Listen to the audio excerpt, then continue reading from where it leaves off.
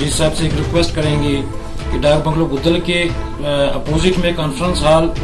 जिसका संग बुनियाद उस वक़्त की MLA जनाब चौधरी जुल्फ़िकार अली साहब ने रखा था, तो आज तक वो बिल्डिंग जो है वो मुंतज़िर है कि कोई आए मेरा प्लस्तर करे, मुझे एक कॉन्फ्रेंस हॉल की शक्ल दे। मगर मैं बड़े अफसोस के साथ ये कहना चाहूँगा